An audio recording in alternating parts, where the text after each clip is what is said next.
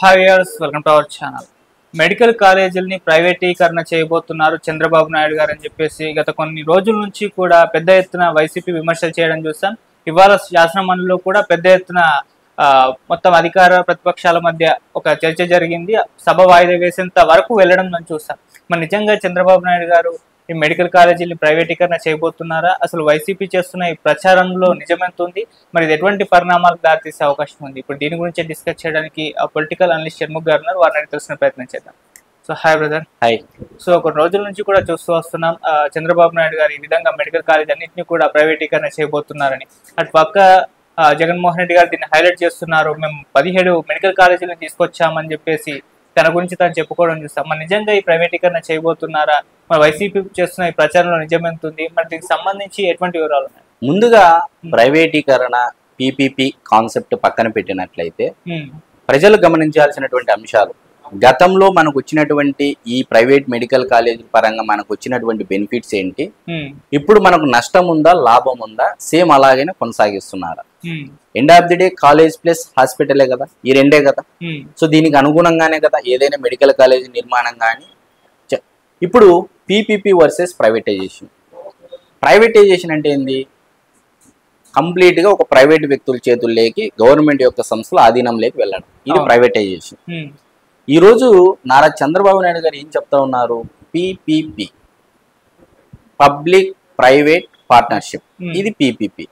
So Jaganmohan Reddy గారి హయాంలో 17 medical కాలేజీలు శాంక్షన్ అయితే, ఈ 17 మెడికల్ కాలేజీలు 5 మెడికల్ కాలేజీలు అది కూడా అరకొర, అంటే ఒక 3 కాలేజీలు 30 to 35%. ఈవెన్ జగన్మోహన్ రెడ్డి గారి సొంత నియోజకవర్గంలో ఉన్నటువంటి మెడికల్ కాలేజ్ కూడా ఇంకా 30 to 35% పనులు ఉన్నాయి, ఎక్కడ పూర్తి కాలేదు. మరి జగన్మోహన్ రెడ్డి గారు చాలా మంది ఏమంటున్నారంటే ప్రైవేటైజేషను పీపీపీ అసలు జరగాల్సినటువంటి డిస్కషన్ ఎక్కడంటే, ఈరోజు జగన్మోహన్ రెడ్డి గారు ఆ 17 మెడికల్ కాలేజీలు కడతామని చెప్పి తెచ్చినటువంటి నిధులు ఎక్కడ దారి మళ్లించారనే డిస్కషన్ ఎక్కడ జరగట్లేదు. ఈ రోజు గతంలో ఏ విధంగా వైద్యం అందుతా ఉందో ఈ రోజు అదే జరుగుతూ ఉంది, గతంలో ఏం జరిగిందో ఈ రోజు అదే ప్రొసీజర్ జరుగుతూ ఉంది. మరి అప్పు తెచ్చినటువంటి మొత్తం ఎక్కడికి పోయింది, జగన్మోహన్ రెడ్డి గారు ఎక్కడ దారి మళ్లించారనే అంశం ఎక్కడ చర్చ జరగట్లేదు. ఇది ప్రధానంగా మెయిన్ స్ట్రీమ్ మీడియాలో కూడా జరగాల్సినటువంటి చర్చ. ఈరోజు నాబార్డు అప్పు ఇస్తూ ఉంటుంది. ఈరోజు 17 మెడికల్ కాలేజీలు నేను కడతాను అని చెప్పేసి నాబార్డు దగ్గర నుంచి దాదాపు 4,000 కోట్ల రూపాయలు పై మాట జగన్మోహన్ రెడ్డి గారు గత 5 ఏళ్లలో అప్పు తెచ్చిన మాట వాస్తవము. మరి దీనిలో ఎంత ఖర్చు పెట్టారు? 4,000 కోట్ల పై మాట అంటే దాంట్లో 5 to 6% కూడా జగన్మోహన్ రెడ్డి గారు గత 5 ఏళ్లలో మెడికల్ కాలేజీల యొక్క నిర్మాణంలో కేటాయించారు. 5 to 6%, nothing but 400 to 500 CR మాత్రమే కేటాయించారు. మరి మిగిలినటువంటి డబ్బు ఎక్కడికి పోయింది? ఇది జరగాల్సినటువంటి చర్చ. చాలా మంది ఏంటంటే ప్రైవేట్ కాలేజీలు పీపీపీ ప్రైవేటేషన్ ఏదో చేసేస్తున్నాడు చంద్రబాబు నాయుడు గారు. అసలు ఇంజనీరింగ్ కాలేజీలు తెచ్చినది ఎవరండి? చంద్రబాబు నాయుడు గారు అవిభక్త ఆంధ్రప్రదేశ్లో, అటు ఆంధ్రప్రదేశ్లోను ఇటు తెలంగాణలోను అన్ని కలిపి కేవలం తెలుగుదేశం పార్టీ అధికారంలో ఉండంగానే దాదాపు 27 మెడికల్ కాలేజీలు తెచ్చిన మాట ఇది వాస్తవము. ప్రభుత్వ అధికారులు ఇచ్చినటువంటి గణాంకాల ప్రకారమే నేను చెప్తా ఉన్నా, ఎక్కడ నా సొంత కవిత నేను చెప్పట్లేదు. మరి నిత్యము పక్కనున్నటువంటి తమిళనాడు రాష్ట్రం కేంద్రంతో విభేదిస్తా వాళ్ళతో గొడవలు పెట్టుకున్నటువంటి తమిళనాడు రాష్ట్రం సైతం దాదాపు జగన్మోహన్ రెడ్డి గారు తెచ్చినటువంటి కాలేజీల కంటే ఎక్కువ తెచ్చుకున్నారండి, సీట్లు ఎక్కువ తెచ్చుకున్నారు. దాదాపు 5,000 సీట్లు పెంచుకున్నారు వాళ్ళు. ఈరోజు జగన్మోహన్ రెడ్డి గారి హయాంలో పెరిగినటువంటి సీట్ల సంఖ్య ఎంత మెడికల్ కాలేజీల్లో? కేవలం 1,500. మరి నిత్యం కేంద్రంతో గొడవ పడేటువంటి తమిళనాడు రాష్ట్రంలో ఎందుకు 5,000 సీట్లు వచ్చాయి? ఇలాంటి చర్చ జరగాలి అంటే జగన్మోహన్ రెడ్డి గారి వైఫల్యము ప్రైవేట్ కాలేజీల నిర్మాణంలోనూ ఆ నిధులు దారి మళ్లించడంలోనూ తన యొక్క అవినీతి సామ్రాజ్యాన్ని మరొక్కసారి తెరపైకి తెచ్చే విధంగా ఆయన చెప్పుకుంటున్నాడు.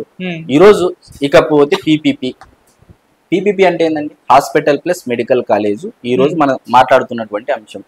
మరి హాస్పిటల్ అనేది ఈరోజు ఎవరు నిర్మిస్తారు?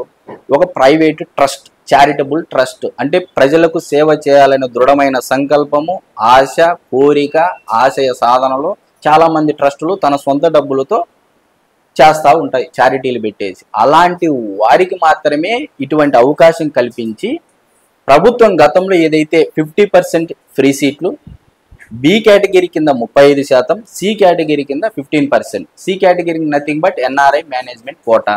గతంలో ఏ విధంగా ఉండేది? ఈ బి కేటగిరీ కింద ఇంత ఫీజు, సి కేటగిరీ కింద మేనేజ్మెంట్ కోటా కింద ఇంత ఫీజు అని చెప్పేసి జగన్మోహన్ రెడ్డి గారి హయాంలోనే 133, 108, 107 జీవో నెంబర్లు ఎందుకు ఇచ్చారు? ఆ ఫీజు పెంచుకునే అవకాశం ఎందుకు ఇచ్చారు ప్రభుత్వ వైద్య కళాశాలలో? ఇది చర్చ జరగాల్సినటువంటి అంశం.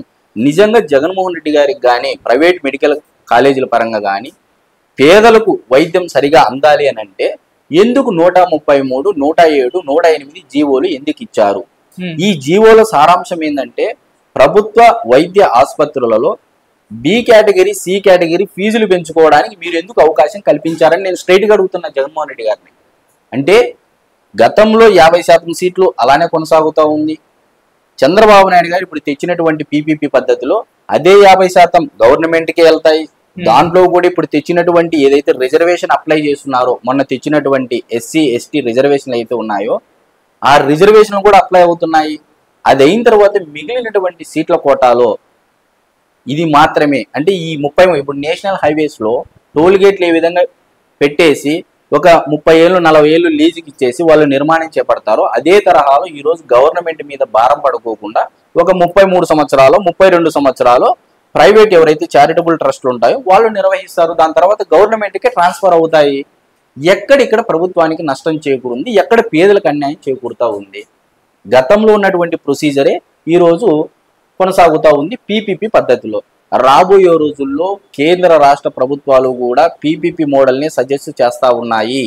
నాట్ ఓన్లీ ఇదండి, నేషనల్ మెడికల్ కౌన్సిల్ ఆమోదించినటువంటి నేషనల్ మెడికల్ కాలేజ్ ఏదైతే రెగ్యులైజేషన్ యాక్ట్ ఉందో ఆ రెగ్యులేషన్ యాక్ట్ 1999 క్లాజ్ 25లో క్లియర్గా ఉందండి.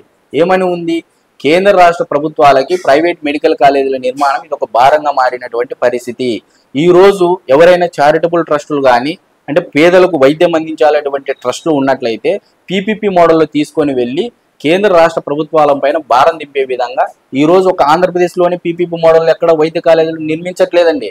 ఉత్తరప్రదేశ్లోను దాదాపు 3-4 రాష్ట్రాల్లో పక్కన ఉన్నటువంటి కర్ణాటక రాష్ట్రం, ఉత్తరప్రదేశ్లోను, గుజరాత్లోను ఇదే తరహాలో పీపీపీ మోడల్లోని మెడికల్ కాలేజీ నిర్మాణానికి అక్కడ ఉన్నటువంటి ప్రభుత్వాలు కూడా పూనుకున్నాయి. జగన్మోహన్ రెడ్డి గారు ఏదో జరిగిపోతా ఉంది, గుడ్డ కాల్చి ముఖాన వేయాలి, కూటమి ప్రభుత్వం అంత తుడుచుకుంటా కూర్చోవాలి అన్న ఉద్దేశంతో తప్ప నిజంగా మీలో చిత్తశుద్ధి ఉంటే నిజంగా ప్రైవేట్ మెడికల్ కాలేజీలు అంటే గవర్నమెంట్ మెడికల్ కాలేజీలు ప్రైవేటైజేషన్ చేస్తా ఉంటే అదే మాట అసెంబ్లీకి వచ్చి చెప్పు, రాష్ట్ర ప్రజలంతా వింటారు కదా. నిజంగా మీ గత 5 ఏళ్ల పరిపాలన చిత్తశుద్ధితో నీతివంతంగా అవినీతి లేకోకుండా పారదర్శకంగా పనిచేసినట్లయితే ఎందుకు మీరు అసెంబ్లీకి వచ్చి మాట్లాడలేదు? శాసనమండలిలో పెట్టారు చర్చ. శాసనమండలి ఎందుకు పెట్టారు? శాసనసభలో కదా శాసనాలు చేసేది. శాసనమండలి ఏం చేస్తావు?